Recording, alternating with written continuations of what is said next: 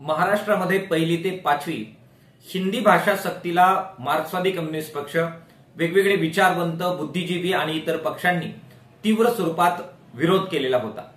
जनतेचा आणि पक्षांचा हा विरोध लक्षात घेता अशा प्रकारची सक्ती केली जाणार नाही असे शिक्षण मंत्री दादा भुसे यांनी महाराष्ट्रातील जनतेला जाहीररित्या आश्वासित केलेलं होतं। मात्र आता शुद्धीपत्रक काढून 20 विद्यार्थ्यांची अट पुढे करत मागील दारानं का होईना हिंदी सक्तीचं धोरण दांडगाई करत महाराष्ट्रात रेटलं जात आहे।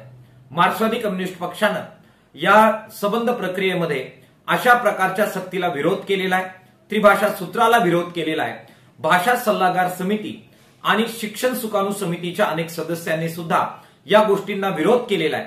त्यामुळे ही दांडगाई सरकारने तातडीने मागे घ्यावी अशा प्रकारची मागणी पुन्हा एकदा मार्क्सवादी कम्युनिस्ट पक्षाच्या वतीने आम्ही करतो आहोत।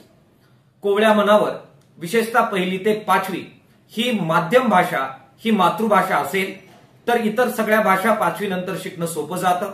माध्यम भाषा, मातृभाषा एकच असेल तर इतर विषयांचं आकलन सुद्धा मनोवैज्ञानिक पातळीवर करणं हे शास्त्रीय असतं आणि ते सोपं जातं। हे शिक्षण तज्ञांचं मत हे राज्य सरकारने विचारात घेण्याची आवश्यकता आहे। महाराष्ट्रात आणि देशात ज्या विचारांची सरकार आहेत त्यांना या देशामध्ये एकारलेपणा आणायचा आहे। त्यांना या देशाचं वैविध्य, सांस्कृतिक, भाषिक, राजकीय वैविध्य मान्य नाही, प्रांतिक वैविध्य मान्य नाही आणि त्यांना एक प्रकारचा एकारलेपणा आणण्याचा त्यांचा जो अजेंडा आहे तो दांडगाई करत पुढे न्यायचा आहे। त्याचाच भाग म्हणून महाराष्ट्रामध्ये हिंदी सक्तीची केली जाते। अशी सक्ती त्यांनी करू नये।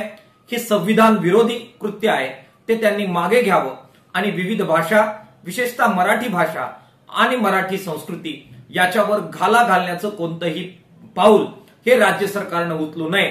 त्यांनी ते उचललं तर मार्क्सवादी कम्युनिस्ट पक्ष संबंध महाराष्ट्रभर याच्या विरोधात रस्त्यावर उतरून तीव्र आंदोलन केल्याशिवाय राहणार नाही। ती वेळ मार्क्सवादी कम्युनिस्ट पक्षावर सरकारने येऊन देऊ नये अशा प्रकारची मागणी आमच्या मार्क्सवादी कम्युनिस्ट पक्षाच्या वतीने सरकारकडे आम्ही करत आहोत।